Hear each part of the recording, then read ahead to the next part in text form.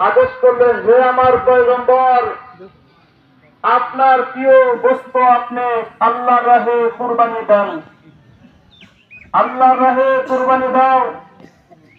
ইব্রাহিম আলাইহিস সালাম হাজেরার কাছে যে বলতেছেন, ইসমাইলকে মিনায় বেড়াতে নিয়ে যাব। ইসমাইলকে যখন মিনায় বেড়াতে নিয়ে যাওয়ার জন্য রওনা দিলেন, হাজেরা পিছন থেকে তাকায়া তাকায়া দেখতেছিলেন। মিনায় পৌঁছার পর ইব্রাহিম আলাইহিস সালাম ইসমাইলকে বলতেছিল, হে আমার বেটা, আল্লাহর রাহে তোমাকে আমি কুরবানি দেওয়ার জন্য এখানে নিয়ে আসছি, তোমার মতামত কি? ইসমাইল আলাইহিস সালাম বলেছিলেন, যদি আল্লাহ তাআলার পক্ষ থেকে আদেশ হয়ে থাকে তাহলে আপনি যখন আমাকে কুরবানি দিবেন, আল্লাহর রাহে জবাই দিবেন, আমার হাত পা আপনি ভালো করে ভাঙিয়ে নিন, আপনার চক্ষু ভাঙ দিয়েন, যাতে করে আমাকে দেখে আপনার যদি মায়া মহব্বত হয় তাহলে আল্লাহ তাআলার যে আদেশ আর হুকুম আপনি পালন করতে পারবেন না। যখন এইভাবে ইসমাইল আলাইহিস সালাম পিতাকে কথাগুলো বলতেছিলেন, ইব্রাহিম আলাইহিস সালাম তার ছুরি ধার দিলেন, তারা হাত পাও ভালো করে ভাঙ দিলেন, চোখে কাপড় দিয়ে চোখে ভাঙ দিলেন। ভাঙার পর যখন আল্লাহু আকবার বলে আল্লাহর রাহে যখন জবাই করবেন, আকাশের সমস্ত ফেরেশতারা এই দেখে কাঁপতেছিল। আল্লাহ রব্বুল আলামিন তার পয়গম্বরের পরীক্ষা দেখে, সমস্ত ফেরেশতাদের কান্না দেখে আল্লাহ রব্বুল আলামিন বললেন, ও আমার ফেরেশতারা, যাও আমার বন্ধুর যে আমি পরীক্ষা নিতেছি, আমার বন্ধু পাস করেছে, তোমরা জান্নাত থেকে একটা দুব্বা নিয়ে আমার বন্ধুর ছুরি নিচে ধরে দাও আর ইসমাইলকে সরে দাও। আল্লাহ রব্বুল আলামিন কুদরতি ভাবে ইসমাইল আলাইহিস সালামকে ফেরেশতার মাধ্যমে সরিয়ে দুব্বা তার নিচে বসা দিলেন।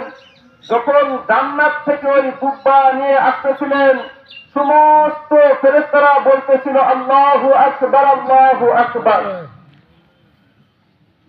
এই কথা যখন বলল ফেরেশতারা, আমার এনে দুব্বাটা ইব্রাহিম আলাইহিস সালামের ছুরি নিচে দিল। ইব্রাহিম আলাইহিস সালাম চক্ষু খুলে মরা সন্তানের লাশ দেখে নাই, দেখে একটা দুব্বা কুরবানি হয়ে গেছে।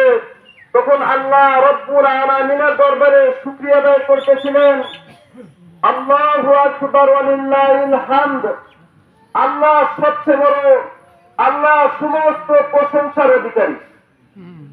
আর ইসমাইল আলাইহিস সালাম বলতেছিলেন, ইসমাইল আলাইহিস সালাম পাশে খাড়িয়ে বলতেছিলেন, লা ইলাহা ইল্লাল্লাহু আল্লাহু আকবার।